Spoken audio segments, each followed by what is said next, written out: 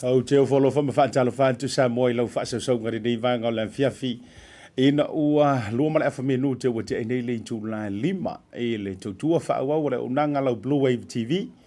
Tu e sa watu sio manjo ofisa whaasala lau nei e manu kau ia e le whatu o manjo au kilani saute. E le manjo pituru fo au kilani ia po manu kau siti le nei fo I vaenga o le fiafi. Ile aso lua le nei aso lua sumaritasi o le masina February lua fe lua se fulu maritolu. Whawawina fo o le tiute, ia me se fo au nanga mare tutua. Ia peo na iai vaiaso te itasi le nei fo iaso lua le nei fo I vaiaso. Ia whaato a amata fo ile vaiaso. O fo lofo me whaatalo whatu le tu o no asianta ia te autou le nei vaenga o le fefi amai. O me le nei aso maloa fua ai la ua maua. E le taritononga o sau fo I le vaana tiu tau mai le vaana tau. E alo ma mawalang o le vaana whaua folau le lofa malenga le leo lo tātou tapa au sidi le langi. Po fia fo I leo e maua mai ai le tātou porokalame wha ngā solo e mai se fo I o le tautua lau Bluwave TV le ne fiafi. Whaatalo le lofa malenga le leo lo tātou tapa. Le nganga whaaloalo. E ma whaatalo whatu le nganga fia fia.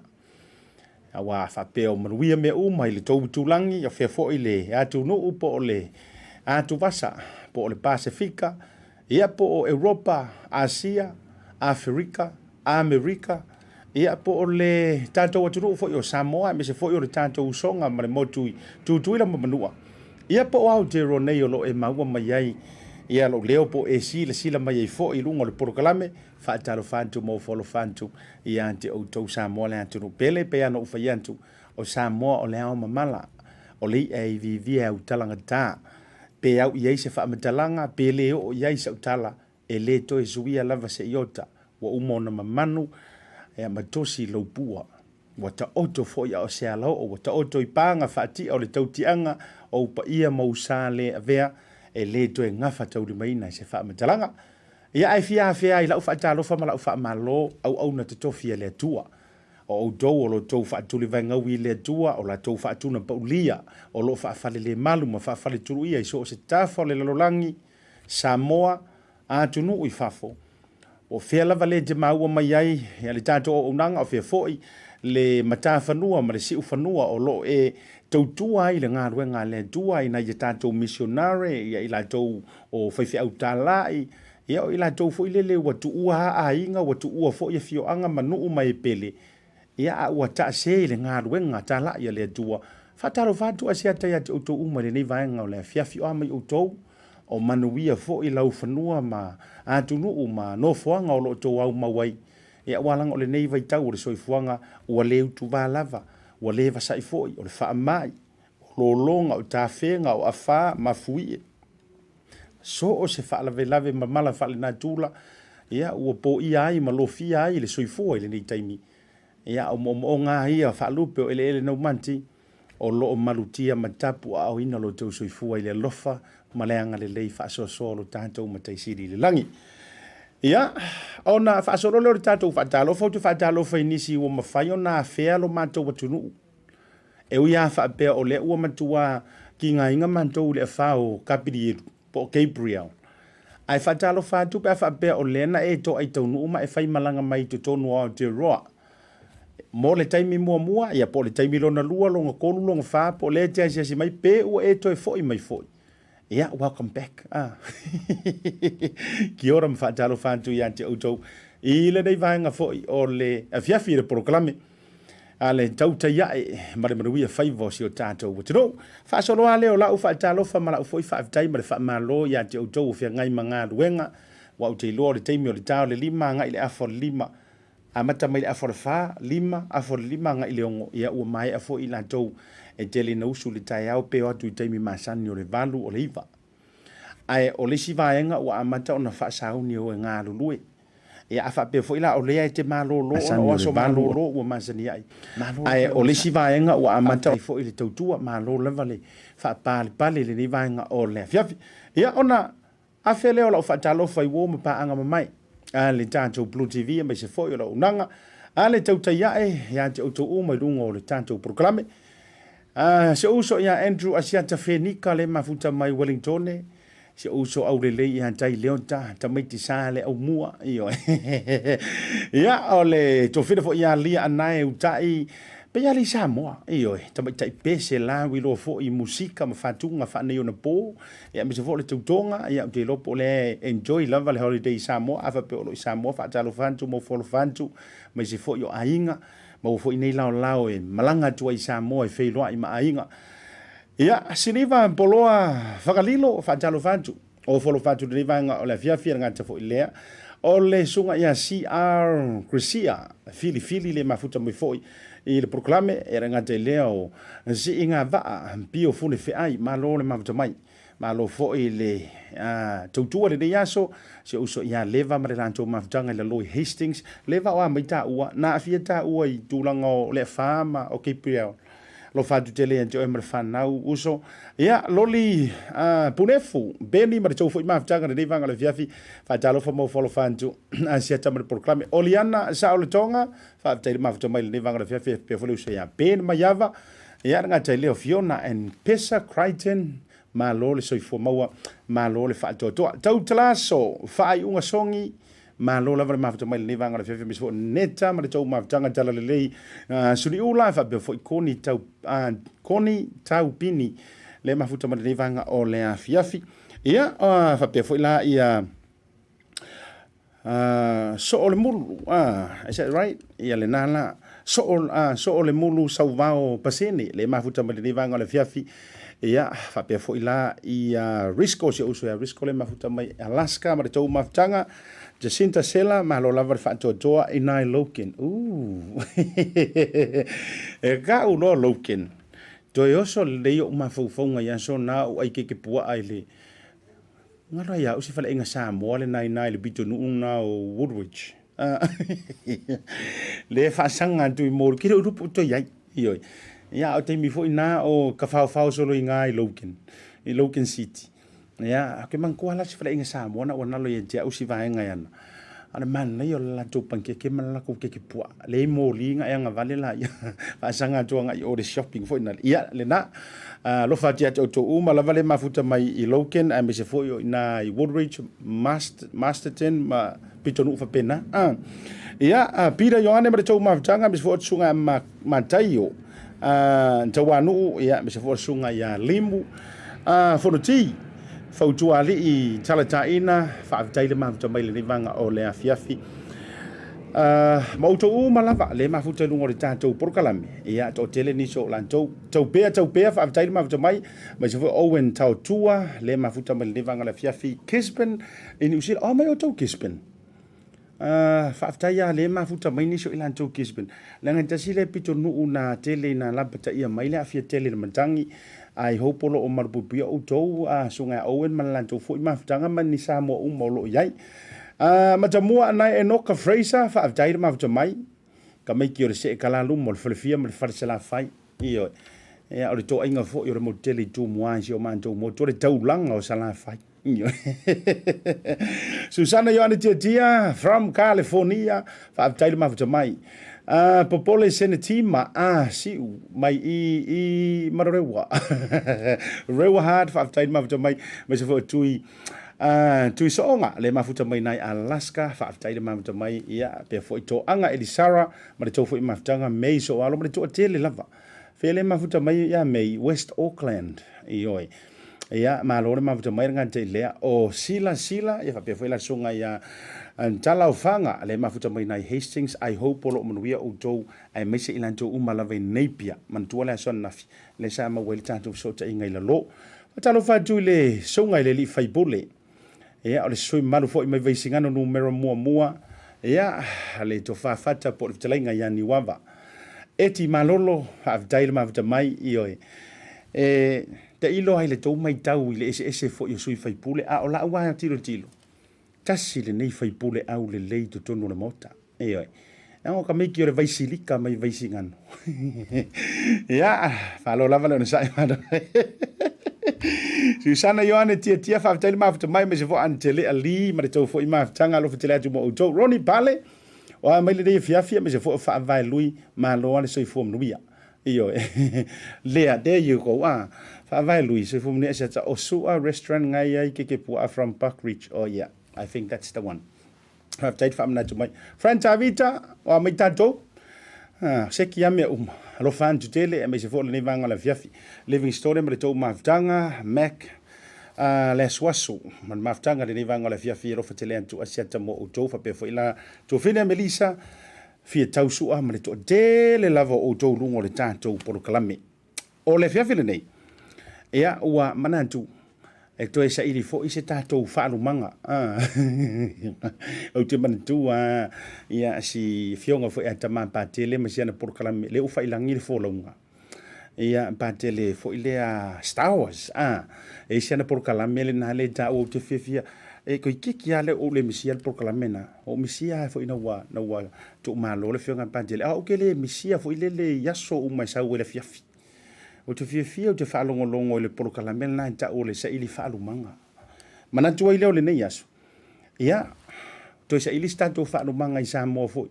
Ia tau ala antu i le fionga le minsta, au whaatoanga ma whainga whaiva, me se foi o le. Este tausi tono si o tātou, o tunu ua mesi o tūlanga o susuanga whasai nisi. Au le fionga foi le teitei fono, e le toi tau whaailoina i le poro kalamele nei. Awa o wo ma paanga ma mai. O malo ma sani lava foi. Are tau te iai. Ia e ile si kai mi fo ile le whaiwhai hama o manantu e tau whaavasai ai se i. Tu ule avanoa fo i nei nisi fo i ofisa whaasala lau e mwhaiona whaatala tala noa le sunga Laaulialemalietoa. Eoi. Tu fo tatu por kalame ai me le amatanga ar por kalame ma le amatanga fo ina ua tu la il whainga malo. Ia waso uma vai so uma lava e mai tatu update mai Samoa. Ia au manantu foi la e ina inisi o vaenga taua se tu eta pa foi tu lia te tamo tatu tu e fesilingia ia nisi o vaenga e a war fa do lu mo o le tatu botulu ia o tatu proclame foi ele ma waila ir kama foi le o le sa ili masei ia ai tele ana i vaenga o te fesilingia le fionga le minista a miso mata upu o la o lunga mai foi te tono si o tatu botulu isa mo a wa ia le tamau ainga maleanga i lumo fufuanga lo no inga la o le tatou malo i le fiafile nei o le songa i le Laaulialemalietoa le Laaulialemalietoa Polataivao Schmidt se taimila ona to ai tau nu le mfaafelo ai lungo le tatou proclame ai o manatu fo ia e avele nei lao i fatalo fatu ai le to tele o to o lo anga le lei ma share tatou proclame ai me se fo ilanto wo ma pa anga mai regular la velungo le tatou fo ia show le tautai ia me se fo la to fia le nei o unanga fa malo ma fa aftai atu o te fia fo ila o fa aftai a o talitali ai le tatou wa fiso ta inga ma le songa le Laaulialemalietoa i Samoa o te fia fa aftai tatou major sponsors le Tasi Market e mai se o tatou supermarketi fale o loa awa o loa angangata mai le atu moto le Pasefika me se fo tono se o tatou tunu i Samoa ia ma o te ronei ma le tuofo o le o te tala ma le tatou Pasefika Tasi le Tasi Pasefika Cafe le ina GI i tawhatafa la tau whale o loa fo le Tasi Market nga uma nga whai o lau whaatau o le vaiaso i le Tasi Market e mo mai le si whale o loa ngai so o ai le ina whale o loa le GI ia e kofuro i kokonga ma tua whaato ato alele ia sau poi iyo makua i kali le ya la usua la fatali mai ya ai ngo se to rua te la tu fe me ai le wingo le tala a fe ia ina o le mtua tau ngo fio tau mafa se furu lua ka la le large ai tolu ia te pe tolu pe fa ia choice se ia kama kaukia ia songa le master chef de malo te le o fa o tane bida ia o yelena o lo lima ina ma ngase se ina tau mafa ese ia walo to fonga tau mafa mori fa malo le tanto Pacific 40 ma le talo fa voucher a fa o ngale tanto o unanga le Samoa mo pe patala o lo ma tu o le o mo fa yona tongi tu wai tu langa o le frema i ma vaenga fa pena le uma fa yona tongi tu wai pilio le frema i tongi tu wai so swani fo i le pilio nisio fa o ngai pilio a onga o mea onga le fa nau o fa ngai pilio le vai pilio le moli ia le fa ingo fio me uma a wai alwo fo e complain ni Samoa ngala foko fo ile le kupe le pili le lava yaso ngala foko fo ile kupe le vai le lava yaso ale fo ko pili mai ngai verso ai ole mea tonu te fa ia pe a fai wa tau au na le ise se te fa tutuina i Samoa O lo tango ai faile dalo fa voucher. Nga lo pawala lo kala fa Samoa. Au mai ko ngumela. A mai ngumela le yungike, a mai ngumela le or cash power, o a umore mika, mena mo mia. Na tango ale o e tongi atu. Mautinoa o lai alu sa o le leila useling. A se upu fa ile mea o le kuper vaiaso lea, pili o le vaiaso lea. O te o fofo ia te o tau. Le na, fatalo fofo ile, faftei fo ile tato PacificEzy money transfer. Ia mo tupe la fo i Samoa, o tau sila fia uma, ma fai fo na sia fa ngale app. Ia awa fo ia se leni mo totono Samoa. Maota Samoa service stations i vai tele. Afe iai ia wale utui no lo sa e mesi fo le service no lo ta vale o tanto sponsors na mo ne ia so e mesi fo le unanga le tanto por kalame ia so uma atalo fa Jericho o isole fai ola u kamo Jericho moto we ia atalo fa antu nga tai le rupi ayango atalo fa fo ile fa tu ya rupi ia mesi fo ilao feelinga Cameron le mafuta mai na West Auckland mo to sina leo mesi fo to mafutanga le Maota o tu mua o mana ia le ngole ti lo si mea le ngo fia o te fa malo antu mata o tu ya swafa o le kele fo yo kaimi ka ke mo wai ngo mali o ngo mali o ngo fa ale mali o ngo kau yo si foi pingi ngo pi fa pa ikau pi fia ura van au te fia u ya pe lo swafa le Maota o tu mua free angel fiali ia le na fele mafu ko mai ka wa au se talia atalo fantu ia so mai la ia ma utamo tem gwen a oi ia o ke kau masangi la ukamo tem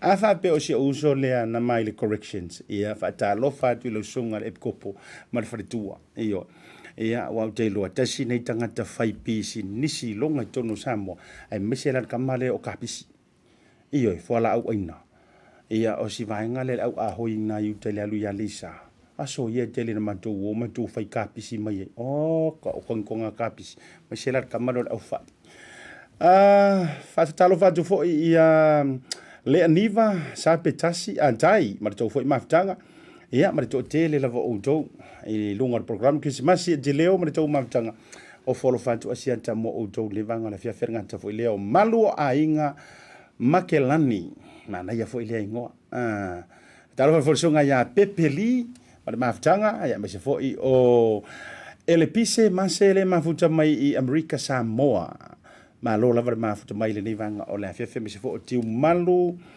sorry tiu male o tiu maleovao is that right? Did I pronounce it correct?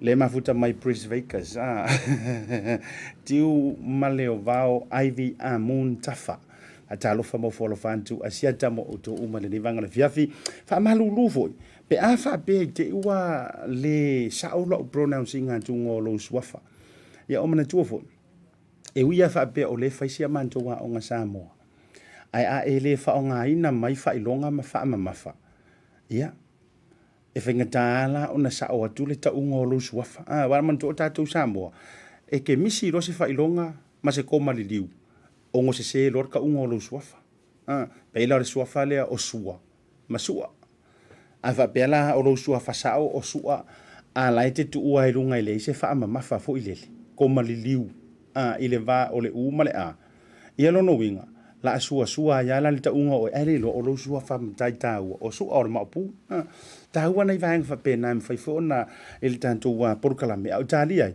le tanto so tainga ele ni tanto wa vaenga tele na tupu na ya mato o kilani mo le si la fia mai na yo tanto ainga i fa fo antu o te ronei na paula va new so o la walunga ya mato ya te ronei ai tanto tele yo tu le malolonga ia na o to eta penanga o fainga sa wa ale afa o kapiliet kamo Gabriel na paula na o nai vaenga le la walunga ile taimi le nei o le ufa ilo mai fo i le fainga malo e me so ilanto o lo ngafa matulanga o fa lave tutupu fa fose o siliantu le fa tusa i me o fa ale ngaina ile afa o Gabriel mai lo vaenga na faaleagaina I lalo I kalaistete le mafui e foʻi lea Bluwave 2011 le mafui so a faatusa la ia le tupe toe alu le tapenaga o le toe fausiaina ma le toe faaleleia o mea ua faaleagaina mai faalavelave faalenatula ua sili aku la le tele o le seleni lea o le a tapena ia I le malo mai o loo tilo ai e ono siitia ai ma le tua mai le upu lea e ongo lono winga e le o mautino e ono siitia ai tulaga o lafoga tagata faigaluega I te tonu o New Zealand nei ona o le tulaga onga ua iai ia le toe tau mawhainga fo'i o le tātou whaalelenga Mesia Hastings, Kesben, ma pitonu ia malunga I whangarei ma le whaasolo atu whapena hatalo whaatu pira leota whaatili Mikaele Teofilo o Isole kangaka kōngua lea le a pese I le whaafifianga sa ili se leni a le fioanga o sātau an maftanga sātau I tonu New Zealand nei au kilani le whaia le sofa o le masino mati I nai le paradise pese ai le tofa le pai jo fa ilua maraka la le tofa ia se umanu fatili Mikaele Teofilo ka mama kukua a e fia toi fa fonga I le tanganta na ia usuina le pese fo ilele sa tonulo ulo toa u filinga ole a avea ta ua pei o kanga kalia eyo a fa peala na tele na eita la vai vala au so oe se mea ina leanga o le whaiava. Ali Ioane Polataivao. Ioi. A whapenga ele fia leone ioi o laukama o pupi ioi. A whapena na toule fia I nan taimi a miti ma o toulea a lofi paulo ioi Wayne Kaisa a whapea na toule fia I nan taimi le pese lea se mea ina leanga o whaiava wai pi e keringa ula I tangata vo I taimi o tatu whaiava. I tairo ia o walanga o iu tere I o leo langa vo. A whapea langa whaale fia pese nga. Ia saula o te leo whaiatu e te sau e fasiri tangata le. Ali tala la sitoma tama le langi tufunga ma lor ma mai io don't be Queensland ava bela e te fia fata lofa I lona au a fio mai lai sofa o mati ole a to fa fonga ai ko e usur ka malo ma to fa fonga sa o I upu sa o la vor pese io se mea ina leanga o le faia va e moe le polonga o le lotoala I le tinga. Ia. O I le whapenga o por pesi. La tatatu te tatou malolonga. Foi mai. Peia ua vai atu emo maila o masini. O lea ua maua se tatou visota inga I Samoa. Amaya. Ia ona toi wha umatula awala tau te pole. Iyo. Tama Samoa ko pesi. Pe amai an tatou fasalango fa business nei ia mse isa ili po tau nu tatou malo ma tatou fasalango fa business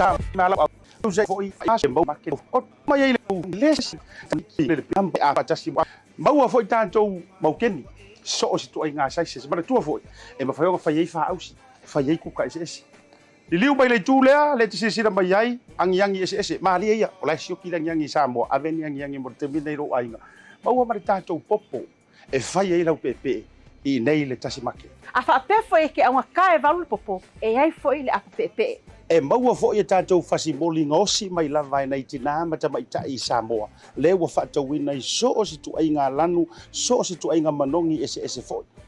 E le ngata I lea, whaupo fo le tātou whanu u Samoa. Le tamasasa o a lea au ngā mō ngase, ia ai mese fo le wha I leino loutino, wha pia fo I tātou sama ngā pia. Aolo maua fo le tātou lenga, tau sirisina mai.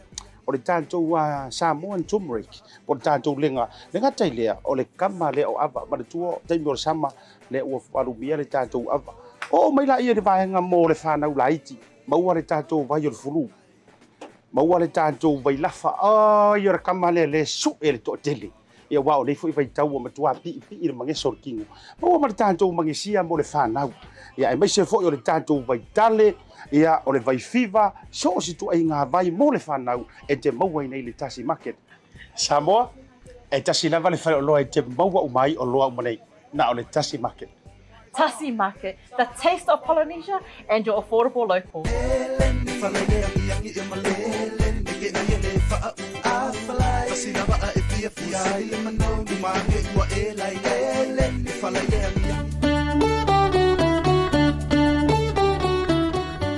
Malo lava, ua whaapaingoa nei le PacificEzy o na lafo se leni a inga mawo i Samoa.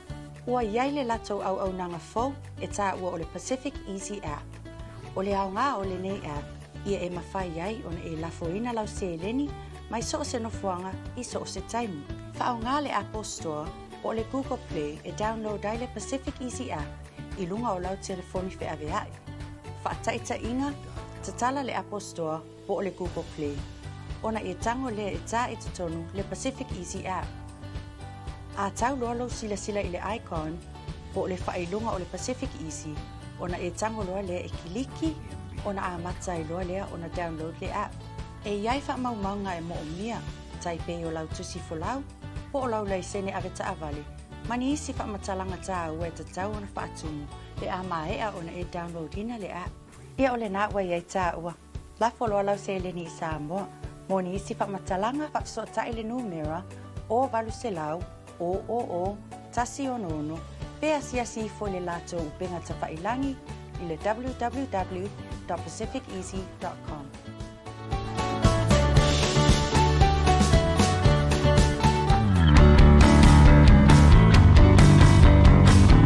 Ta lofa lava Samoa, o au nanga whaare sui fua maloloina nei e te maua i le au nanga a le Pasefika Family Health Group.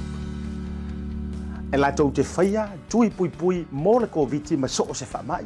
E latou te whaia au nanga lau tele mo ainga. E whatau no ina foi follow-up se so o hawa se taimi. Latou te whaia au nanga lau tele wha ale soi fua maloloina. Tūlanga i ngase o le suka, le ngā te fo i leo ngase o le wha i tulou. E whesoa ni fo ina i wha i titia le tau mawhitapa. Latou te ao ina fo i peki live hantu medications mo lau ainga. Latou te whaia fo i social service referrals, food banks, le ngā te ilole au nanga le MSD wha Better Wins. Lima Waimahia Avenue i Manrewa, Weymouth, ia po le tasi toruono Queens Road i Paimiua. A whapele me whaiona e whio mai, e me whaiona mato wantu lo Maota, pe te wala aule numero le nei o le overu se lau, toru lua o toru. Le Pasefika Family Health Group, number 1.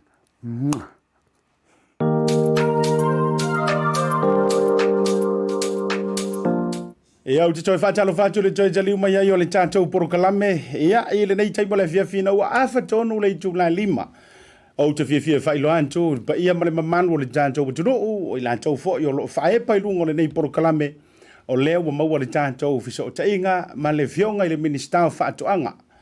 Ia, e mese fo i o whainga whaiwai tono le tātou watunu o sua suenga whaasai nisi a mese o este tausi tono Samoa, o le whionga fo le teitei fono, le songa i le Laaulialemalietoa, le Polataivao Schmidt, e le tātou proklame o le tautai ia e lungo le Bluwave TV le ne fiafi. O wholofa ma whaatulima ma whaafela lava.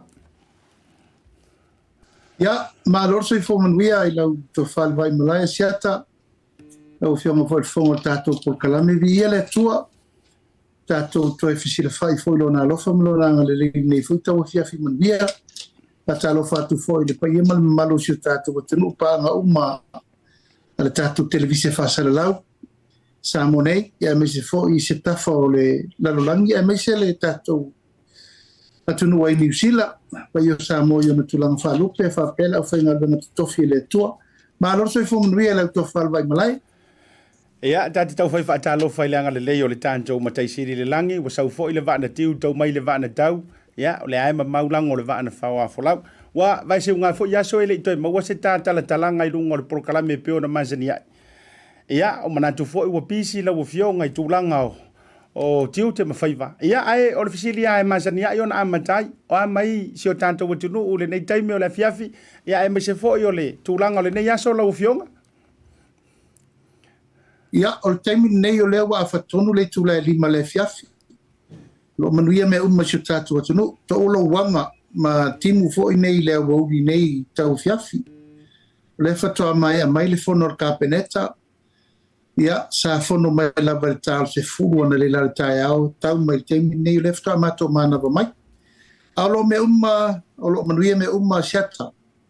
Whaftai le lofo le li o lo langi le lei me uma. Tele tonu foi whapena foi le pai atu le ao la vea yo le tua le na foi tua si tato tunu. Ia ma watu foi upa marusi au, ia mai se upa whana le tūlanga foi sa a fia i le wharevelave le i mamao tele atu. Ia e watu foi wha marusi au no tūlanga le a fia o lo tō foi i tūlangi. E malolo no sai. Malo lava whaaftai vi ele ngana leo le tua whaaftai fo e tau tatalo. Ia le ua toe tainga mali e sio mantu fo e tunu. E ia na inisio i tūlangi o lo o afia. Ia ai o lo mawahale tala fia. Ai mai se fo i o se ripoti antu ina i tātou uso ngana lue whaavaitaimi me tua whaafini o lo inei. Ia o lo maru tapu au ina i le alofa mana ngana leo lo tātou mataisiri le langi. Ia ai manatu le ata tala me whaasolo o nole manu fo i le tātaimi. A mantatu lau whaafisili vai ngole matanga luenga. Ia, o lea wa maua tala i le tātou packing house lea ua whaia i le motu tele i sala whai ana e wha manino ia le tūlanga i le tātou packing house lea mo lea tunu ula u fionga le minister. Ia, ua mai ana i o ina ka peneta se tino i tupe whaselau mo tupu afi. Pai aso lente atu nei o le tupe lea le ave whausi ai le ua i fale te wai o loa o packing houses mo nei sa la whai. Ono le teimine nei ele eise fale mautu o la lava e whai mai la lo la au. Ia, manai mea lava ma whiawhi o lo tau mwhai eile packing ato tato o loa whaaisa, o loa whelesi, popo, talo whai uwhi ta mu esi. A anu, wa uma meia sa mwhai atu teimine o lai whai la lo tulanga le mautu, ma le mautonu. Ia, ua a velta sanga ka peneta e lofangia e tauna faise me mautu le lei ma lela la fausia il fale lea o le tulanga fale sa iai le fale popo tuai le malo yaso ia lo mautu lo na fa vai ia malon na tulanga lo na structure ia lela la vatu lo mele fa mautu fa malosi tata uma way of free faces moli tiles me uma ia on fa ngai ro le mo temi nei a tape nai le fausi o le fau a ton tanga le venga tau sang fau. E alfa moi la vai ia sefe sa le mu mama ia mai le standard and quality control. Ia ma wa ele mo tino ma fainga pe kain container fa pe lima e temi tasi o temi ni ia tasi lua le fain fai e tau sau le stanga te sa vai tau la mai me ia pia a tele tau fatu langai. Ia mantua siata a mai le udu mai sa le longa o mai nei fale ton mo pe vai ane le fa fonga le tunu a mai foi popo e mai le bebelo le la o mai nei wata e ma faina ta pena foi talo ia fa pena foi tato me uma lava tato fola waina fola tomo formata ia ma me fa pena ia le la wa fa fengo fiene le kemri nei ia o le toi se fela wa ma wa mai loa ia tulango fola waina ma tato o loa wawalu te ulo. Ma tūlanga na leo ta pena ine tauna umai tono le si lua tolu masina. E o atu wai wata tala lo ia le tato wharengosi o loa lea mai o le a tele se swinga lei mo salafai atoa. Ma lo whaaftai o se tala le lei lea mo salafai a me se foi la matanga o le ta whaatala noanga. Ia u telo foi wa tilo matanga umai eile to telo salafai.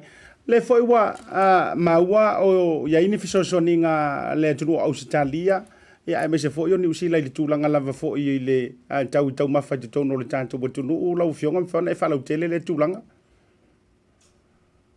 ya o le foi na sainia le vai asolente atu nei le tino tupe fasela wa fefo sa tal sanga le tulanga le fama plus e ma fai ai ona mai masini fa pitore na mo masini fana vai bella it's a hot pressure machine e ma fai ona avel tatu talo felesi Australia o termine no tatu talo frozen e peitai wa mai ona tapenda le masini la le mai e whanga o mai le tino talo, toi ale bam whaina ba balu o talo o misini lea.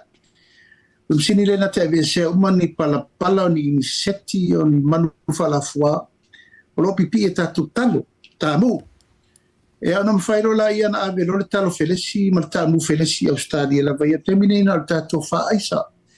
Le mwhaina ave ona ole lango sua, le tato malo Australia, malo Sila. Ya, ma le company la le Farmer Plus o la tau nei o le non-government organization o lo ofsoswani whatu pena.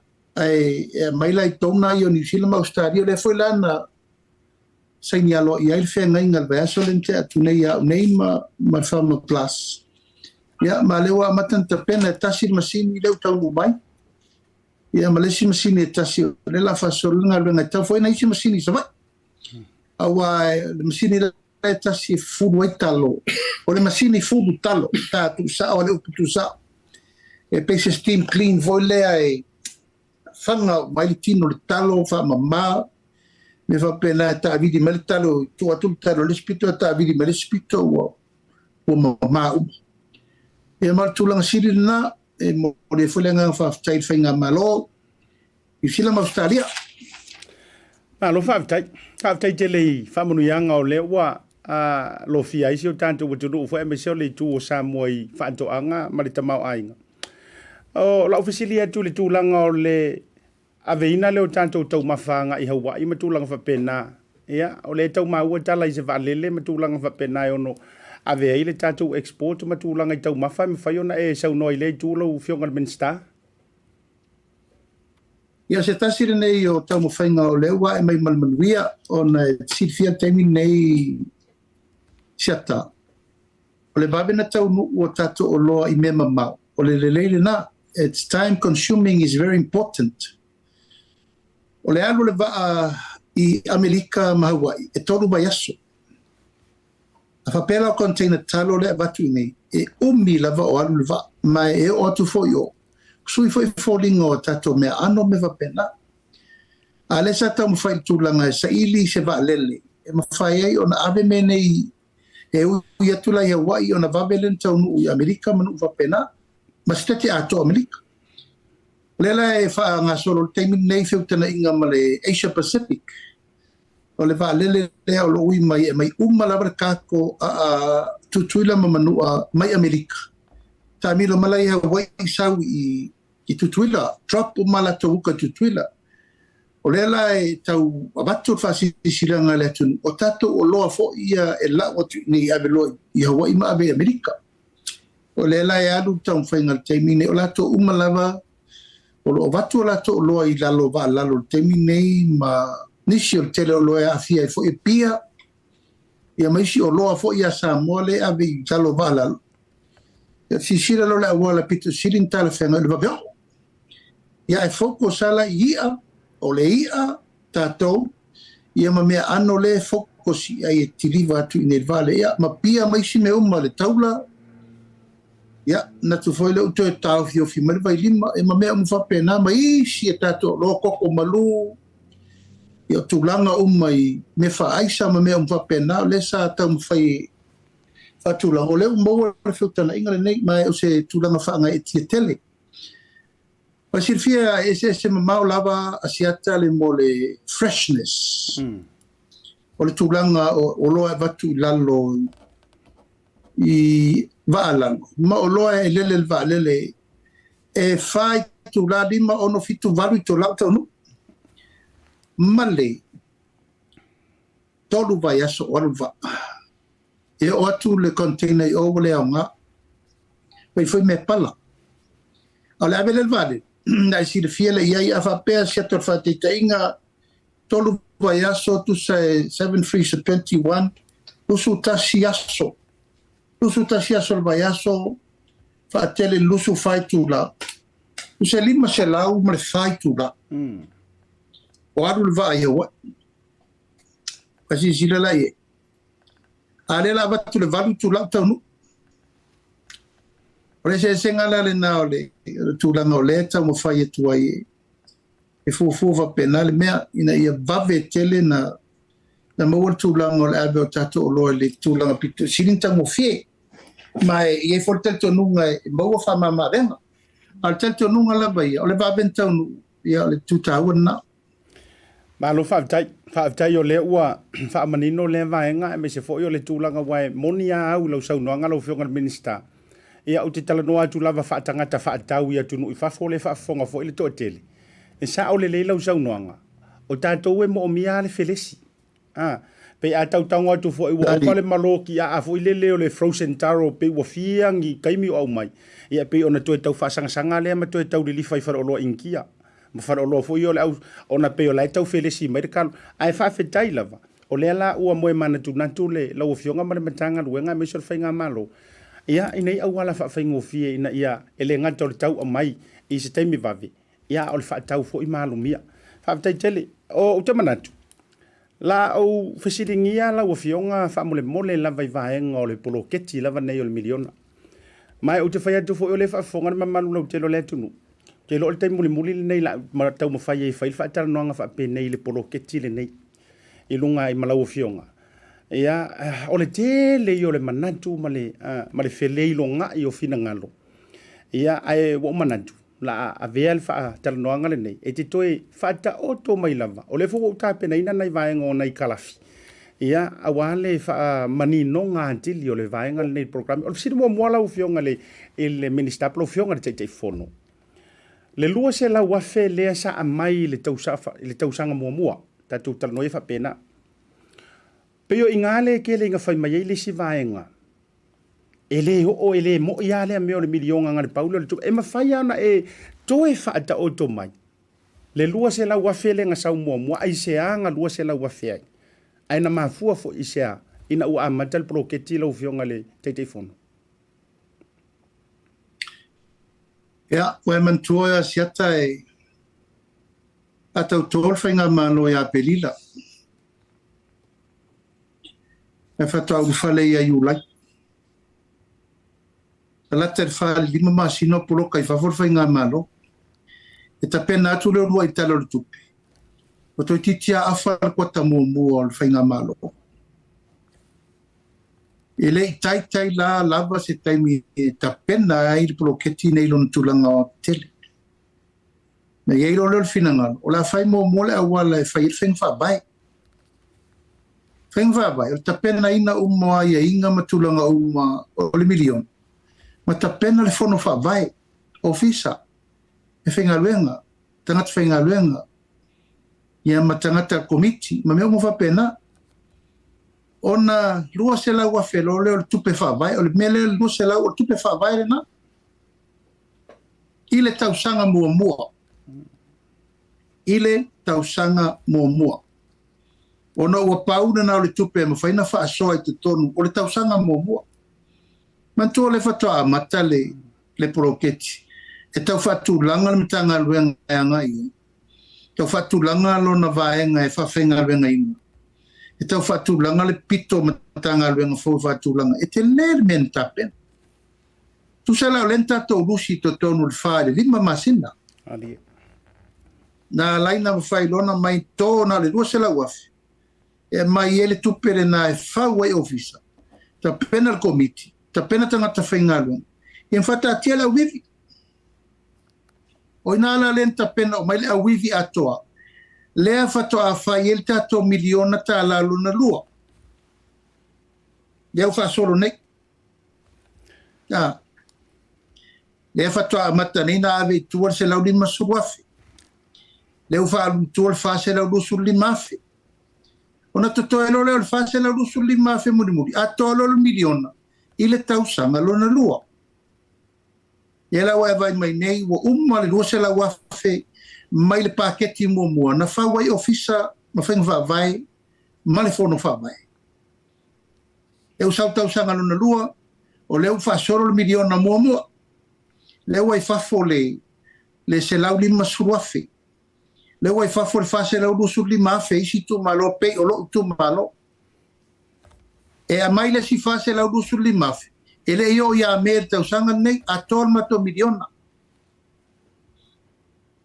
E tu lava la ia o comiti marfono fa vai. e vave le lato na ioi, ma vave le whatinongo lato poloketi. E nai te sira ma le teimi ne asiata. O tu malo lava o lo ustai ma ia inga, whainga whaavae, ma muri tai mea la tona leta a vidi teimi ne. A o tu malo e le isava vali whainga whaavae, i le lua se la wafa. O tu malo umana le to alia teimi ne. Tu malo lana. Yo mal temin nei ele ini annual council lua se la wafi. Ele i maua ni tangata le ofisa. Ele i faua ni ofisa. Ele i iai mani komiti mautu o fat. Dea le poloka ila tona ine. Tal pena se sfurmon tupu. A o leisi fa sfurmon tupu. O leo fasol. Lau tau tala pela umawa uia asiata. Mali. O le vai aso le nei maua o mai lau se lau lima suafi. Ma lau fa se lau lusu lima afi. Ia no sa urole au vai lo ia o meia o fai. Ave lau se lau lima suafi e fai ito tongi lau whenga luenga ma lau ni al komiti ma rana ilo ofisa. A mai le sia u fa se lau lusu lima afi e vai lo ia o puroketi a mata ia la fa solo a uia. O mela le wa mata. E vai sa o ala u se la wafe. Ia ona averola ia o la fai scholarship ia o ngatotongi o mapiri tamitia o ngai university. Ono sfurmon topu alum fana ulo tumalo lai university. Wa vai e tu pele pei mai la topiri a onga. Ili se la wafe ta alale. O le si tu pele tutoi. Ia o meta fato angale umato tilo ia. E fa mua. Pa waya. Ya. O Wilfaelo, Samala, o Fao, o Naisi, o Ili, o Tolopa, o Pingspa, o Mea Umalana, o Lela Fata Malvayasole, e na avelo le tufa. Ilo utu malo. Mata inga waya. Mai le lima ta inga waya, se furuta inga waya, ale o ngā umu e tasi. Le winga le upu o ngā umu shata. Tamati na whanau. I te tonu la lo tu malo, e iele mele e lua se lau tolu sfuru o ngā umu. Mai whanga e tau sasina. E tau ia opo. E lua se lau tolu sfuru lau whaingo o ngā umu e sena. E le la whatau le whatau ngā tele na e o le ono se lau wafu. La to whatau ngā nane la whai vesoni. Ia nā vero le whasafua. Fai leise ngā whengai ngā oere la a receiving o me whenga luenga. Mea le a whao ngā iei ma mea umwa pena. Fai fwoi lai o whai ngā whengai ngā i le vāo te mtiti a o ngā markomiti. Ia ma whai uma iei ngā. A le suenga o tau sangani e te fwoi mai e mai lau ni poti i komiti. A e pasi e wha au au lau scholarship. A e le pasi i au whai fufuanga ia o e tupe tongi tupe penu. Ia o le whainga le nā o le mata opu lea o whatulanga ia le scholarship scheme leo whai lea o ngai tono. Le mata opu. Ia o isi mato meita pena. O mato a wala fo i e tata loto. A wai lo leo tonu mai masini al mato tu malo isi fo e mato watina isi mato poloketi. Pa wala mea mato e wha. O leo por pensingi al masingire. E nā rora le e whai mako a wala e a nuka. Ia o mo foi na mato tiro le awala e to foi no umal palau e sa sina fanga e tui fa palau le o mona fata tia ila lo por kalame le si foi company le o mona mato fai pa anga ia isa palai mai me ia e tonto ese mai la miliona ia o mato nga yoi mato e sa ili awal awai fa fena ave wai ia ta e tawana ia ta vale la le tamala le palau e fa so a koiko e la ua uma me whainga luenga tangata, ia ma ti ai ma tangata e o tae. E ta pena le whapai no whanua i pāwaia ma mei wa. Na winga la tala siata, o le atoanga al ploketi miliona tala, o inale wa se el te mine. E uma le miliona lona lua le asiata, ia iuni tau sanga nei. Ona koe kiriki e fwena le si miliona ia iuni tau sanga nei. Ia iuni tau sanga fo. Miliona lona tolu na. Ina faso solo ali miliona lona fa. Ia ma miliona lona lima. Ia le tu fesili foi le sia wari pe fa fela le valu se la wafe le tatia le atol tau sanga momo. Ia mena fa el to fa fenga malo. Wala na wa uma na sa no fenga malo. 5,000. 5 milion na tau sa.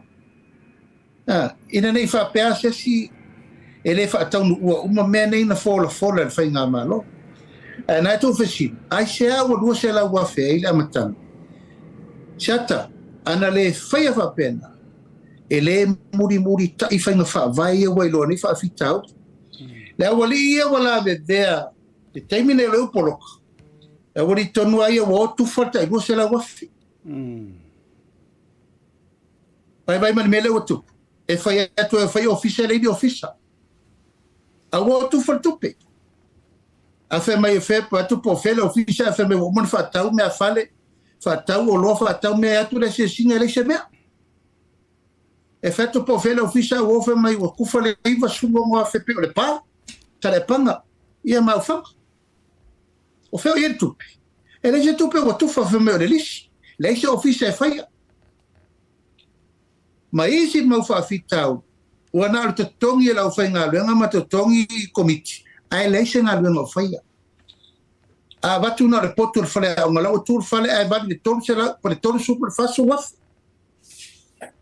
O mea lana le ana laina a puti le malo. E whaanganga mo na le se la wafi. Se va vai po ai tu malo le iau stai. Ma wha maoni. O i tu malo ala wha maoni ma muri tai le lei ia inga. Alam tangalo. O i tu malo fo ina le sa vili fa pene ile alu. O la toa tina. E lena sisira mai a whale atalua. O la sau tangtanga i mai a whale atalua.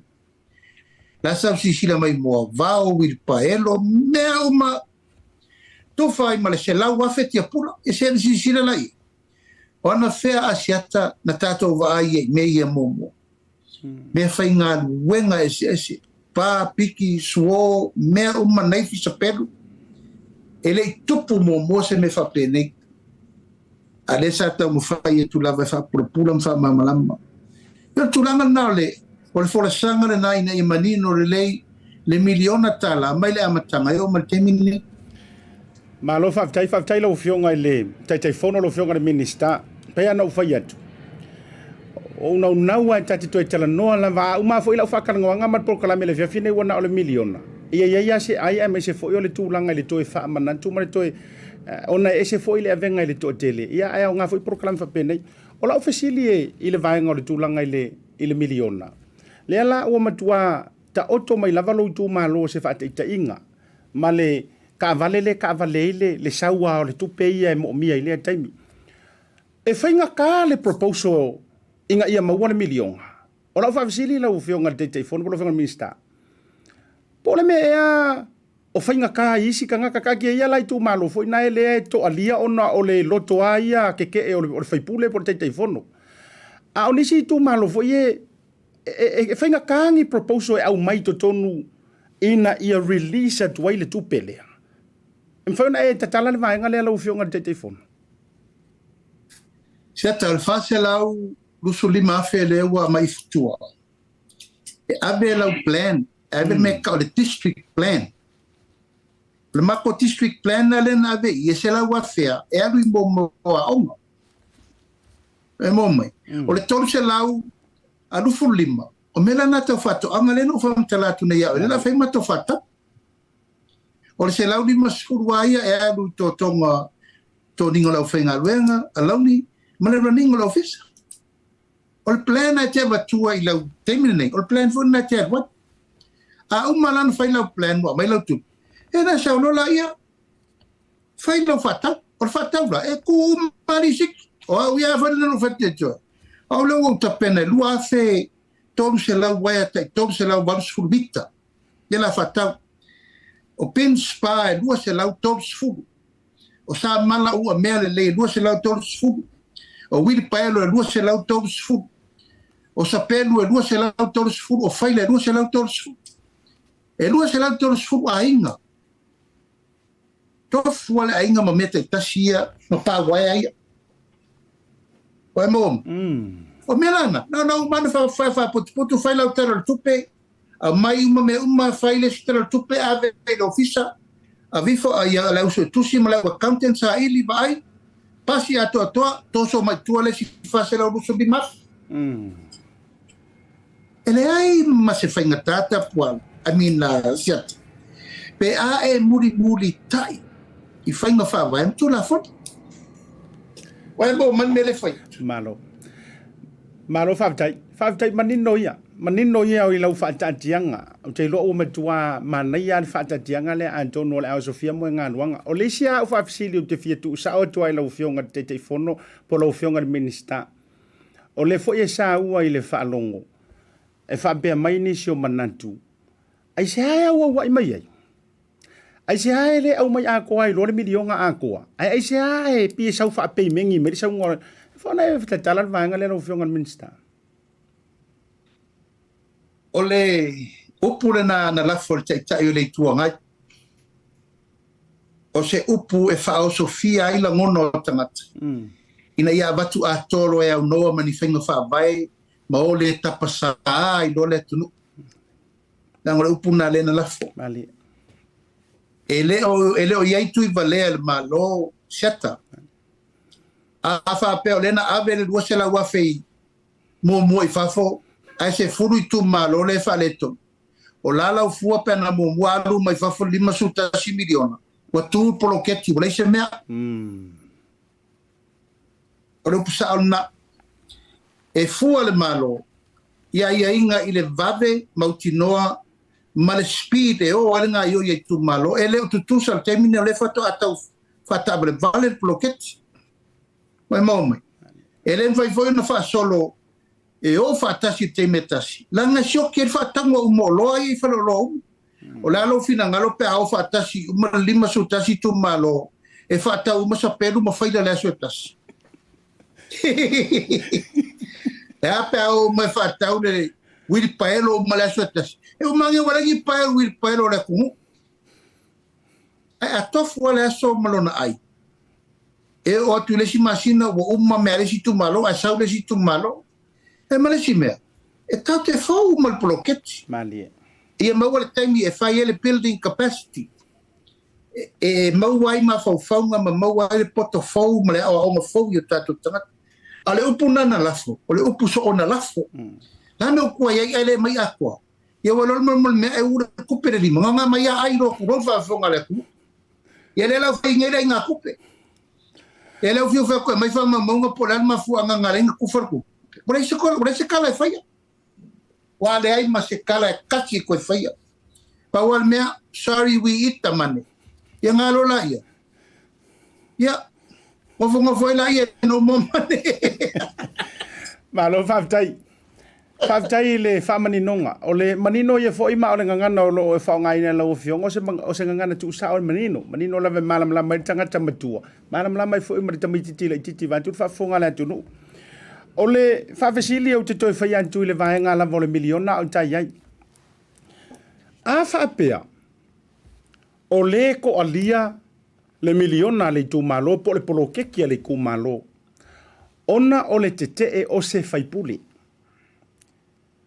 A o lea ua au kasi le tō whaan le tū malo, le majority, le teo tō le uwha, o lea ua le liwha le ku malo ia, ka ko whaian mea lea, a e tō alia ona o le taitei whono, o le tū langa o le tofi wha taitei whono. E mawhai, o ngā whai se au wala, e sui ai le vaenga lea, e mawhai na override mai e le tū malo, ona ina ia whata avale ale poloketi, a o ai e ui i ai le vaenga lea, whamon mone lau fionga. O iai tu malo leu tu kuel mena asiata. E iai fai pule o te mai tu malo. A leu mana o i tu malo e vese a sui la to komiti. E iai tu malo u fale tonu komiti o no le handling o tupe. E iai foi tu malo e leo fa maoni komiti il fai ngo tupe. E iai foi si tu malo e na wa tu lava le malo i fai fa vai. Ai pe nga I mai la vai fai ala to fai fa vai. Siata malo wava malo fa lo tele. E le se me fai ngata le malo na tutu mau pe fai fa vai malo la ngoi. Au tino ele malo pui ana fonga faadu fa le ma fau. Ma le sona faadu le minga, ma le fa le te tau fa le tu la fonoina. Fonga ingo tupe. Ya, o ifo isi tu malo e fatu e afe mai. Ale usta i mai lo le malo i mato tu langa lava fale nu. Ia tu loto miliona. Tu loto lava langa wo mali upuna ia cha. Sia te tau tala mal falo alo. O le tu malo e mana e maore manui alo nei tu malo. Muri tai whenga whaavai u whatu e whenga malo fidia. Aia whai ore fina ngaro le whai atu a whai whai loto miliona. Ia o lava nawa aftai. A whai le mwhainta a fia i fure malo le nganga o le tau whai atu fua. E ai. Ne ai. O le lave usi ustai matalia le wha moe le malo e whenga whaavai. O nata te muri tai umai ai. O le mesa no i le malo e manuia il ploketi. O le mena e whai. Io, e mawhai o iei i tu malo i e poloka teimile nei. Ona o le wha le tonu o komiti. Le maula o te singo komiti. A iei tu malo le i el teimile nei. Ona o le wha maoni le tau veingo tupe. Le afuala, sui komiti. A le whai atu le malo sui komiti. Ai o mai ale nufe mai, le i le to sui o mato komiti ai. A o komiti la i le wha le tonu e ploketi. A whai lava lai wha au diu tō. E tasi pe lua i tu malo wa matana sa unoa mai whapena. Tu lou lava siata. Ia, e pe ona whai atu. E ese le anganga o nai maa fuena whai le whai ungai wha au diu tō. Ona te te e whai ngā malo. Pe te te e whai ngā whawai. E re soro muri e la malo le mene na. Tu lou lava. Ina nei a veane le maa whauwhaunga whapena si tangata sto tasi. Po se tō lua. Ai tau mia ai le manuia o le tu malo atoa. O iei pele tūlanga whanau nau tai, ia aua nei a vea le tangata e tō tasi. O le mawhauwhaunga e tō tasi. E poroka i fōle tina engo le atunu. E a mana na o lava le tu malo la tō tia. Mau le manuia. Ia. La tō lea. Malo whawhitai, manino ale vaenga lea. O le isi vai sua o te fia fisilingi ai lau o fionga i le tei whono polo fionga le minister. E wale la o maua antu i urungalu o nisi o fio anga pe yo ngala antau au na whaatau matatau ai le sila i le manuia lau tele. Ai ole fesili. E o se ngalu whaafua le porokeki rengei po o se whaato whala inga e whaahau au pea. As long as e tu lai whainga malo le fast. E mwhaiona e sau nola o fionga o nisi o whaapea manatu pe inga o se ngalu whaafua, pe ina o se vaenga e whaafuanta, pe ila o na whaatau te enisi o tu malo. Ai mwhaiona e whaamanino. O se porkalame whaau au mo le lumana, ia o le ale mamao e aru, le porkalame lea mo le lumana i o Samoa o fionga minsta. Ia, whaftai a siata. E le ino nofo le whaatua Samoa o tasi mo moe le poa wheala maritae o mai folan tau kune. O le tasi le nei o fatu o le anava, whainga whaavai. Fili i ai le fast. O le alme o mai tau tino i a Samoa. E se whainga malo o le fast.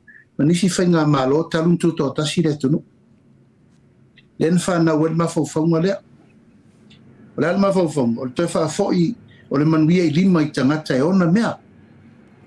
Toi whaafoi o le manuia i lima o tangata. Tu sao ai lima o tangata au nanga nei em whaina maua me tō tino, o mea ngosi ei mea, o mea whainga aluenga, ma poloketi mole tuma. Hei tupu momu. E le se mea la, pe se mea whaula wal, mena lena tupu la matan, ala lau si da mai. Nga ula e le kopu se mea Samoa, e whaafonga i upunga whai.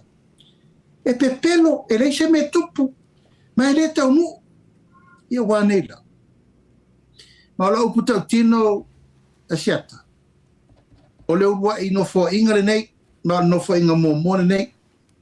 E le to tu ua al whātua tu e le tua Samoa o tasi e ploketi nei. As long we are income e whaau ploketi nei. Ma mea amata le iai. Ma le se mea amata na adu le lan. Na al whangawhanga i runga. I le lofa o le tua. E mo mai. A leu whason. A fa pe o masani ana fola le tunu. E a mata. It's just the beginning. Yo, e pe le upu na le na fai mai e pe se mea e fa ula pe se mea na fa fuanga. Ia mai tau pe le tunu. Mai tau pe Samoa ai o te tau tino asiata e o atu fai ungo tau sangan me. Na si la me la tau nu yei. Ngol me fo o le fatu atau fatu langa matau fa savali o le ko kor kama e re yo te me tu la ye mamo a le te me mo e a sa ta le o foyeto ai pe fa pena se le mona malo fa tai ola ofisili muli le vaenga o le miliona a so longa le lei ona fatino fuafuanga uma matali sa paia ma ai Samoa le manu olu e ono maua ini sa Maria ngale lei mai tunu I fafo e ono la tau te ofo mai donate le polo ke kile fa mama ven le ase fa to fa la inga la ufionga male a fa inga malo I le tulang e ono apa mai roka ma ke kele ma fa pe mai let's fund this le ase pa inga fa pe nai so fina ngalo lo ufionga o ma fa fonga na no so mai matanga lava le upulea pe fa pe fea na fa tupe e di ma su tasi miliona a matai proket al matou ma tatou tangi limba tatou e amata ia va ai mai malo ia faina la to fo ia mai e tai se lau miliona tai lua se lau miliona tai tolu se lau miliona I tau sanga uma o le o tatou amata mea mai work le proketi mo le aturu o tele fai atu la siat e fa pe nei uma mai tonas po le ale manuia Samoa e maua le mele e fa fena fai Samoa a o le tu sili na la toa mana ia teimine o le atina e ino nuu mafio angai tua the people that need the help the most ko tangata pito sili na la toa mana o bia so son tangata grassroots level tangata le pito sili na ilalo pito lalo le fata valenga te mau ainga o so se tunu e o fai faiva le o fai fatama yo mai o le o te tali tonu asiata o le tali o la ofisini o le mataitu o le observe uma le tamatele ia e pe o no fai atu e reo falangolango le malo se tauna e fai o le fai e tatou a wana matolo mai fafo le lava tupe tatou te fai ai a le tate kang fetau di maina na fai pau ale mea ia sa o fai na fa vai awale so na fa lua tupe awale ai tupe awale fai tu langa le tar fengai fa tu la fono tau nu le bloket me momoa lava me ai ano lua lava me ina ai lona tolu maua fa siri ave I fafo mo mai tato tupe ole anava siri nan ta won mele yo a lau sau noanga, te le fai atu.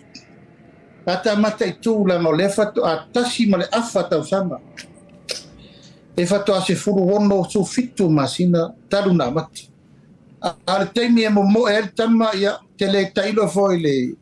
Poi forca ma sao wale lo. Amo Hussein. Ya Hussein Pak. Ya te le loa ia I petusa. Man miliona polo keti pe o le teimi se e. Alo faftai o lea ua sa fa'ao tile utu o le fai mea pe ano fai tu le amatanga o manantua langa ua kalanga o so o le milionga ai ia hesi e filifili e le ai o tile o fo le nei aso ua maua I a fou ua maua manantu fou ia ele po ai pese nu a tonu e tupu fo le fatu atua I le taulongolongo o ke fia fesiringi ala o fionga I le minista au tai ele si ui le fatala noanga ia I fanga ia ua manu mai fo ile tala yante o tau I Samoa ua taunu wantu. Tele au whaatala noanga wa e whaamani noa, pa wala o fisili o te fisili tu sa o tuala o sunga I le Laaulialemalietoa Polataivao Schmidt. O lea le whaamoe moenga o ia whanga. O lea tonu al whaamoe moenga o ia whanga wa wadu tonu le tunu. Whaamoe mole lo fionga. Ia whaftai, tiata e leto e nā masela ina langa leua sau upumatala whapea o ni fufuanga e mumori mai ni whalewe lawe pon whawhita uri tātou tele mana o nia. Ia matuna I mai foi whapea o lorua taimi lewa mai eini la au malosi po ni tau whapea le tunu. O lau lava wha mo na ave, o lau whai whato anga. Mo le mta upu le tula I taimi le nei. I le tele o po ai vao, po vi ai vao, so whanua ai vao. E lei maselo o tatu tū le taimi le nei. O le mafu anga. Na no nofo le whainga malo mua. Ma o uma mai a whanga le au whai whato anga uma le tunu. Ma wha le anga. O le tele male anono I o mea na e tātou tangata. O mea le lai se le ina o ne le malama tele tu la fono. Po le le nga whatau di maina. O le wha lai se ne ina o nei o loa tā ua I le tunu.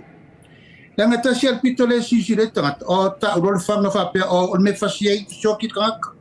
Tu rau lava Samoa male. Ma whafonga. A ina wo tūlei mai. O le te le I o le whawhita au di le whea ngai male au whai whato anga. Male au whai whaiwafo. O le mele nei, o le lei o se meto e pui ai mea whawhanga ma metua. O lo wai sirifia, so se ainga lava a siata. E iai pe o tau le lea leo le ainga o le metua iai. E whaalalo ai manu palangi, whaalalo manu ia pua o moa ma mea mo whapena. A le taimina nei, e leo toi iai le vai o tātou tangata o leo wala to sirifia lea o ngā, ma le whaatau waina. O le mele leo la au malosi tono se ainga. Ai pe ono le tūlanga o le lava e di whal tau whaleanga ma whaasoro tūlanga I. O ina lea nā lei ono a whao Sofia wae. O le lai sene lei a tia u tapuala sa I a tia. Le o pasi I lo watali I le na mai. O le lai sene mai lo tama. O lewa o na mai le lai sene lei. Na e te siri fia se furu whara loi sa vai sa whata wai meia. Ma le ta siva ono dimas furu ono furu fitus furu. E le se mea faula I a tea umolo wai inga tūlanga lea. E na o mai lole lo tamama liu pasi mai a tea. O lo no walu fai pule ma tūlanga. Ia lea o pasi di mo la whanau. O la toi whaawau. A lea unga atoa. Ia maua mea tau ngō fie. E tua ia ilau fai whatoa ngā temine. Ana sa o whatoa whala inga sa fai mo mua fai ngā maa lole na umane. A mai mea nei tangata fai whatoa. Ngana mai lea toi le stara le lei. Toi whafoi. Al mele na mai. A mai ia mele leite le ropo whewa be a ta lepe mea nei limo lau whai whatona. O na whai mai. Nei te iwa te tupo ini taua ma si vai vai inga. Siata, e leo iai tui va lea I lea tunu. Ali. O lo iai lava le pui puinga. Se iwa na ngafo I lava ni tangata lava ele o le lava le tulanga le mafo. Una tu tupu fo leo whale bela bele tato ke lo. Ale taimini nei. O tūlanga uma sa whaatino ele au mainga o mea nei le tunu, sa whaatula whono uma. E lei se whanga ti e mai rungo se vaa po se vaa lele. Ina, se vaa na ngaua watu leo enga, ale malu le malo, male ofisa le malo, al tūlanga le nā, manatu ai, ina nei toso tele le la au fele, ma wha upo oise ngā luenga o lo utam whai mo se atina e le lei. Le taimini nei a seata o le wha fita au ni tu pito lei e le taimini nei. O leo mai o manu lafua ai uma whatoanga le se me sao. Ia ewa manatu e sa iri fofo se stulanga peo na e sao noa. Na utangi si e whale o leo. E o mai uma whanga ia whaonga e leo whanga fo ia maro losi le whanga e leo. E matua whai se sa iri ngā hunting le tunu. Ia e mata maila le hunting I o ia le pata ala e wheo sofi pua I whale alupo. Whainga tā lava. E ato fwasi whai whatoanga ia alu le lei e tapena lana lai sene, alu le lei e tapena lona to mai, alu le lei e tapena le me te wai le whana, a awa o wha lei, whai wha lei lona maa whau, e lei ase me la tupu. Ai awale tu mai fua, fua le wha apsenga na whape, o le whana na o le whasioti ngata, ngata le mele la whai, a siata, tu lou lava, e whanor sa I fua le tangata le sa peru reta o te whatau o le usu tala, e whanor sa I fua tangata le toi, ma mea ma ai e tātou te iai. A wala le rifa le ma whau anga le whana. Ai ai fo isi me whai ngā luenga o le tātou te umia le temire. E o mai fo sa I fua tangata o. A nā mea uma, e lunga uma lewa le ma whau tangata na te whau ngā ina mea whai ngā luenga nei. Ia o manatu ai langa ua, tele le whelava sai. Ia ono le tele le tau whaleanga mai o le laitu, ai mamā me uma ie loto wa maa siata, o loo manatu ma loo langona, o le fsosoani, mo le au whai whatoanga, o le au whai whatoanga na o manatu, e una I malosi el tūlanga lea, ina ia maua le tautau ngofia ma mea lelei. Awana ito e mai ni whana le tonu mani mea. Ono le pui o mea tuto ia malitama a ingo le tunu. Malo whaafitai. Wala ia se i tu e le i savini whaapunu o manu i lau sauno anga le ni vaenga o le fiafia. E mai se o le whaamani nonga. Pei ana whai atu lau whisiri. O le ale whaamoe moenga. Ia walanga opu tu sao ma opu i lunga o porokalami. Ia. Hawa pe o se whaamoe moenga inga ia kangaka vale inga ingi kangaka. Ia. O le ale me o le ama whaina testify tu inga ai o le whaamoe moenga le wa e sauno inga. Le anga o lena i oe i le lau whaatara noanga o le sui whaipule o noa maa le fionga iala i asa. Na sauno manino fo iala i asa i lunga o le porokalami le nei whaatara noanga. Asiata. Ua makua i musuar mako i kuma lo polo ke ki whaingo mengi o maumanga. Ua matua whaatama i a umai manu whaalafua. Longo wingala. O lala iai mau to tonu o le antunu. E le mawhai o ngā kawhi o fia whaalafua o tūlanga whapene. Ia, tā lo whaile au whai whaatoanga. Ia, au te lo whai ngā tāna o iei le mawhau tangata i le whai whaatoanga. Langa o le futi tara no atua. Ia, o si o ta mai whai ngoa le mātou tu i sisi fōr kaka. Kulo wana ngana o le tangata i tulpua. Ai vau. Ia. Ata tutuli. Ia, le na. Ia, e pea o anga kilingi vo ile le whawhar kua. Ia mana ia na tai whau fo ie. Non ta vai o tala i titi. O le mea lava le whai. Ia, non tai au tafa mai fo i o la au malosi. Ia, moni ai le whape whai atua se situ. Ia, e whaavitai. Ia, taurunga li ta whasoa. Whaavitai tele i lau fionga i le minister lau fionga le tai fono. Ia, o le ua maua mātou. O le vantaritari langi vai o a opo i sa mātou kone sula. Ia, me se fo sa mātou hai komisina. Ia, whape fo i komisina o whaatau ainga o le u whaata oto mai ma whaamapu e unungalu le fionga le tamaitai pāle mia. Ia, toi pauale mele i ora mātou whaataritari atu. Ia, la fo atu e tau alunga. Ia, me se fo sau noa ngai tūlanga fo i o tamali i wa filfilia mor mātou fo i atu nei lau fionga. Ia whaafitai, e ui fo i lava na tāri ngā lau tau whaataritari asiat. E whaafitai u tau nu. Ia, o le ngā lava ia, ia tāru sier soi fua wauna, ia fo i tamari o le tunu o le abatu tau te whengai. Ia i lava lau te tununga, ia, o lava tā pena fo lo lato soi fua. Ai mana o bia le lango Samoa. E lo lava o le tātou Maota i nā, ia o le Maota o le tunu. E au ngā foi le tua lalo la ave la ingsa tunu mofono o whaatu a whemata o louto finga o lou sau whai le mea lala i le tunu. O e la vai o le tunu u ia inga matama ma inga tu mō mapule, tu au malataua, a inga i le taima le vaa o fonti. Ia e ai te mi uma pati e le matonu. Wal vaa whawhenga yo a inga mwharupon. E nau sau ni atu siata.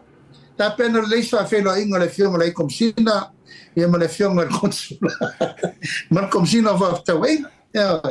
Ai fa tai mo ta por kalame. Ni ia le tua a batu fon nei taimi e batu fa malo si au. Ma fa ma fan fananga initial tato tunu na fia tato fa na batu nei ia ma lolo no sa. Ni si fa malanga il malanga al mali maleoti batu fa mai senga. Ka po inga Samoa ya tunu mamau mai si foi ni sila ma Australia.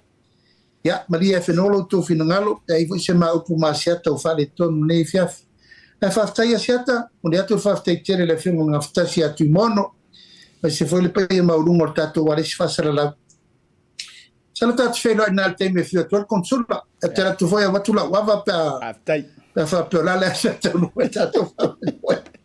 Ai manu te leina le tato Bluwave TV, alofa tele atu ma manuile fiafi. Whaafitai tere lau fionga le minister, pro fionga le tai fono, ua talinga e fia longo le ne fiafi, whaafitai le tāpisa o tainga, alofa tele atu foi manuia le ne fiafi, toi feilo i foi. Pasei fua. Ia, whaafitai sa moi lau mai moanga i le nei vaenga o le fiafi. E iei le teritonunga, ia, o lea ua musa i fonga le sanga lala ua tau patitini e peo le tala i au moenga manaia. Ia ua tala leo mali e fo o le alo le tuia atua o le tuia ana a o le teine sa le valasi. Ia ua whaafafonga utu fo i Samoa e me se fo i ua talinga e fia longo i peo le maunga si o manto i tū malo i sisi fo i salafai. A ua tala oto, tala wha mamai, ia ma tala fulu, ma tala pipi. Ia suatanga o le vantele, ia awa fo i ia whaamoemoenga o le tātou malo I Samoa e meise o atina e o poloketi ia o vaenga fo I o lo fia ngai ma le malo. O le au ngā leo au te o polokalame nei, e nau, ina ia ami fanga le tō whā, ia ma le utanga I Samoa I lo tātou whai ngā malo I peo no whai atu le amatanga. Ia o koe mga kua ai le polokalame o te fia o te mantamatai, ia asi wo mamai fo I le fionga te mawhale nganga ia patele Star Wars, sa ili whaalumanga. Luinga o le whaamatalanga, tātou te fesili I Samoa, ia e whaamaramalama mai mata upu e le o mangingo. Ia ma whaalau tele mea o loo vaiti le sila. Ia ma whaalau le lei mea o loo paku le vai. Hai tu whaafonga maua Samoa, whaaftailai le nei vaenga o le afiafi. Ia ua mai se unga fo iaso. E le itoe mou mai se ava no le sunga le Laaulialemalietoa Polataivao le minister. Ia ua manatu fo. Ia e mana ia fo I walanga e le ia fo I le. Tu o ava no fo ina inisi fo yo fare fa sala lau e lau wa le fiso e lau le tolo e la tasi la mo ngayono o le tatu proclame o le tautai ya o tau walunga fo ile nei fiafi fa taisa mo lau mai mo share tatu proclame share lo te mile nei o le wingo lau tala se fa o ku le fa mala manga tele le to telo ila ndo lo o ne fupea au fo ina I fiu e tau longo walanga o le ala yo na fai pea ma to proclame ia I pea mai fa maruru fo ingisi fa pea mai e a poroke ki lava ngia karangoa I lava lala ai mana tua fo le tala le tusi e tupu le fa tua I le tau longo winga a le mangingo ngi a le mangingo kaya e mangingo pea ma fa au pea au ne ingape lau fau tua au fo ina ingape lau kangola shia tatu proclame fa so a tua inisio ilanto ia e la to te maua e se fo yo na inisio I tu malo manisio o matai fai upu ma fai filifilinga le nu. Ia, toe se sa alfa fau. Ioi. Koe se sa alfa fau. O tala ia tama le ipatai na ua to ai tau nu uatu. Ua umau na tufa tu mua le malietoa. U wha maampe le fale li o le malietoa. Ka ungu ule o kama ia o sunga ma pai pule. E tau nu na faile lata. E o atu e fa mai malietoa. Talo fa walua tuai mai. E fa mai leo ngani e tama ia. Lau sunga le nofo lau sunga le malietoa le tupu o Samoa. Toi sa ale fafau o lo o tautua sunga. E la lea ngala inga maua fo sia lantu mua e o man. Ia whangantali no nantala e fia maua luna o telenga. Sau ili tanto wa o ngā lupe foi vau ese. Ai o le winga o le tala. Toi sa ale fafau. Toi tatala lau tō whama toi feliuli wai. O e fo ile matai tau sinu o e fo ile matai le te tau whaao soa me o makai kau sinu e ka hau fiofi mamau awane e kakalalo ko whaonga o ni tūlanga whai tū au. Ia e tū ile tō ai e te paile tata ka ua yor kala lea. Tū ilo tō ma e te paile tata aua e te tau tū le tō ma e tū mamau ma e tata mau le metasi. Ai ia tā whela foai. Ia, tau warunga le proclame le nevanga le fiafi. Ai se le manga wale tau tamari la fufonga va tele. Le na ua wha au yo yantu, ma wha alalo la loantu le fionga le minister. Ia, wha mangalo se kangana wale tau tamari. Wo, ma pa anga uma le Bluwave TV. E meiso le proclame le tau te iae. Wha marulu nisi wale a feo tau finangalo, ma le wha leo fo yo tau finangalo. Ia, e wha yaso a le tua. A o proclame. O le ai available lungo le tanto social media. E telefo o taimi e toi whaitau ia ia fionga I minister. Ia antonu la tau te whaitau ina o tau finangalo. Ia mau tau whaafisili foi. Ia e whaatupu manantu yo la tau loto e mese foi. O le tō wha te tala mo Samoa. Ia, la waru mako whali. Ioi. Anga le leile antua le nevanga le fiafi a lofa tele mo utou. Toi whaafte tele e tātou sponsors. Ia le Tasi Market a mese foi o le tātou Maota Samoa service stations, era ngata ileo le Pacific 40, ma le talo fa voucher, PacificEzy money transfer ngata ileo le Lusila, Realty Samoa, ai me se foi o tātou o unanga, o lo o whai masama rianga le lei, e a wale lima ina ma le tu inantu tātou programe. E siata whare malu, pio vauliko le nei vanga le fiafi, alofa tele se utamane uto ai tau nuu mai au te ronei, malo le malanga manuia, se teimi foi o antu e whantalo fa malulu au. Ea, soifua, ma ia manuia tātou whira ila sotaya.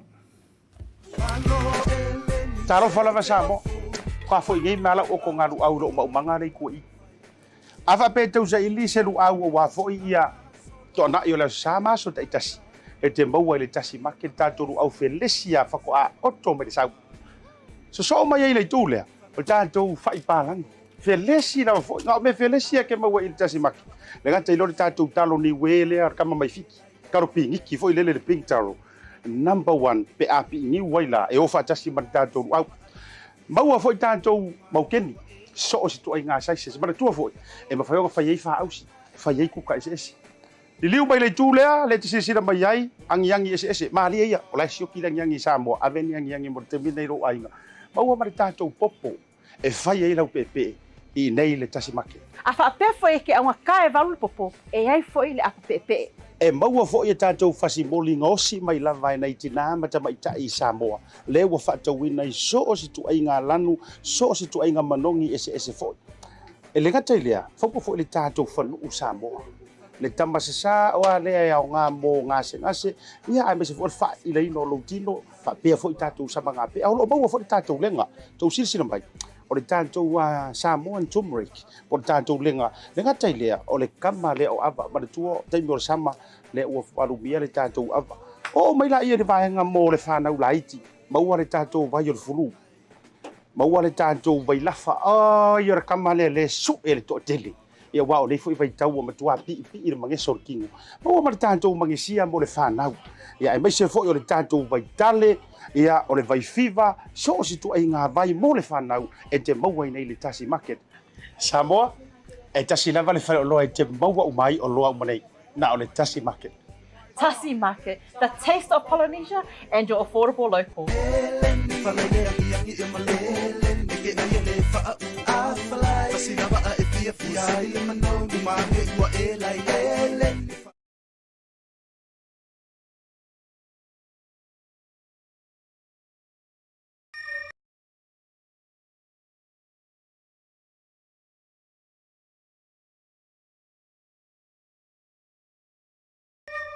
Hello?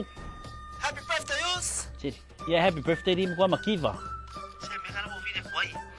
Among yo kulos fangaw mo bakulong taro fakal choy celebrate los fangaw yo sa misina. Sorry, if you po. Ah, sorry. Nga may kasi los fangaw FC PF. Uso, kaya ko kong member of fufu. Yeah, okay, so ifo. Pauso.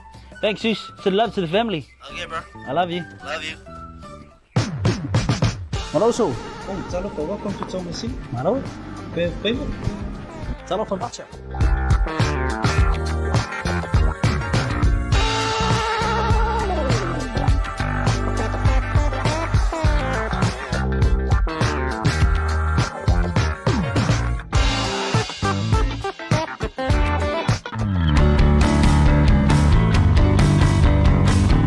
Talofa lava Samoa, o au nanga whaare soifua maloloina nei e te maua i le au nanga a le Pasefika Family Health Group.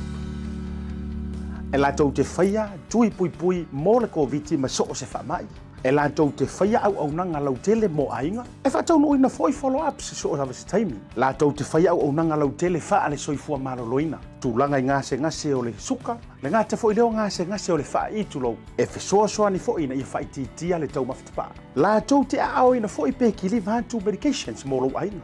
Lātou te whaia fo i social service referrals, food banks, le ngāte i lole au nanga le MSD wha Better Wins. Lima Waimahia Avenue i Manrewa, Weymouth, ia po le tasi toruono, Queens Road i Paimiua.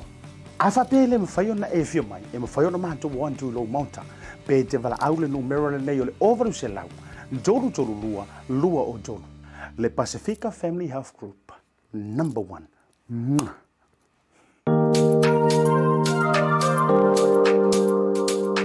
Wow. Come God, make you just give me a second, eh? Hello?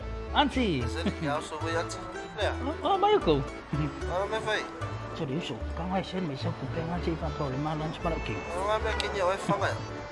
Baby, what do you want? The barbecue one? Barbecue? Okay. Chef, I'm more sorry. Yeah, okay. Why don't you have a channel? Thanks. Love you to the family. Love you, man. Okay. Hello, Vaku. Yeah, Auntie. Barbecue? Yes. We have the barbecue, please.